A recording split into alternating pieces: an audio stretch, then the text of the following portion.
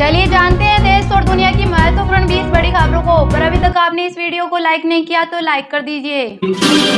PM Modi ने पंजाब हिमाचल में बाढ़ ग्रस्त इलाकों का किया दौरा, हवाई सर्वेक्षण कर बाढ़ पीड़ितों से की मुलाकात। इस दौरान प्रधानमंत्री मोदी ने पंजाब को 1600 करोड़ दिए और हिमाचल को 1500 करोड़ रुपए देने की घोषणा की।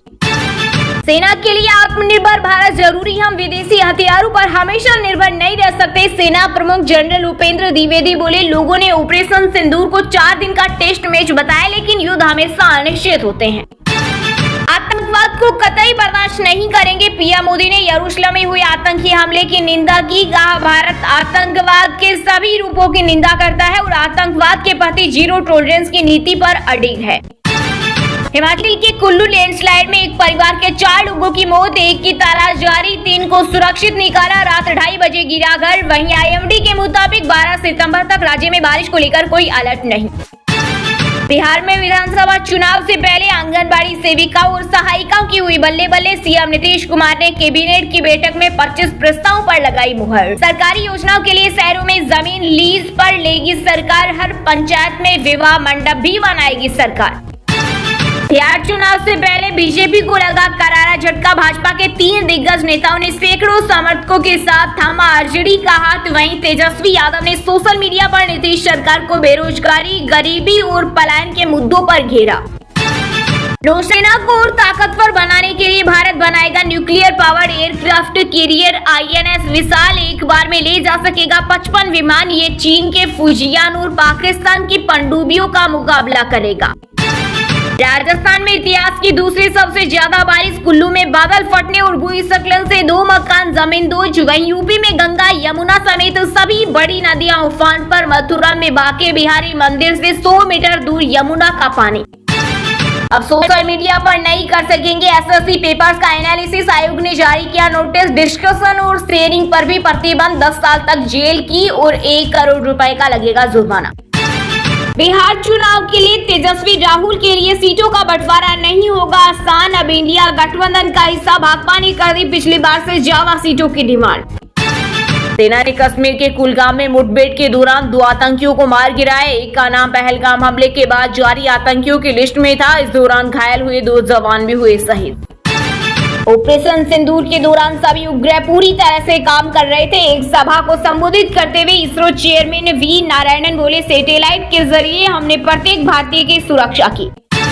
रिलायंस जियो ने दिवाली से पहले ही 50 करोड़ ग्राहकों को दिया सबसे खास गिफ्ट, देश भर में शुरू की VONR सर्विस। इससे यूजर्स को अल्ट्रा क्लियर वॉइस कॉल का अनुभव मिलेगा, कॉल ड्रॉप्स कम होंगे और बैटरी की भी बचत होगी। सीएम सैनी ने फ्लड कंट्रोल बोर्ड की बैठक नहीं ली, इसलिए प्रदेश डूबा। हरियाणा में बाढ़ को लेकर कांग्रेस नेता रणदीप सुरजेवाला ने लगाया बड़ा आरोप। ट्रेड पॉलिसी निष्पक्ष और सबके फायदे वाली हो, विदेश मंत्री एस जयशंकर ने ब्रिक्स समिट में अमेरिकी राष्ट्रपति ट्रंप का नाम लिए बिना कहा, दिक्कतें खड़ी करने से कोई फायदा नहीं।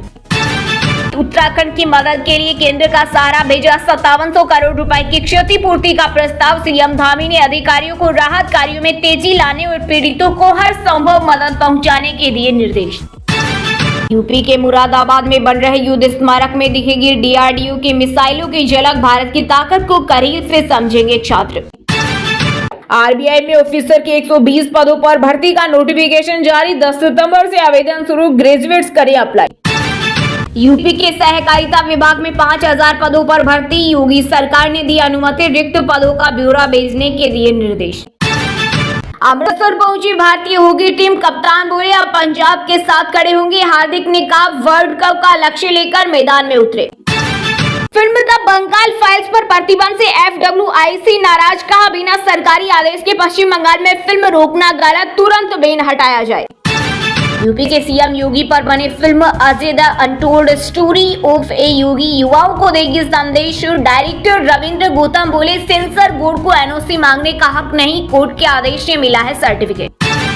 हरियाणा के सिरसा में 2023 जैसी बाढ़ का खतरा, रिंग बांध के पास आया 5 फीट पानी, लोग बोले प्रशासन ऊंचा करने से रोक रहा, 20 गांव डूबेंगे।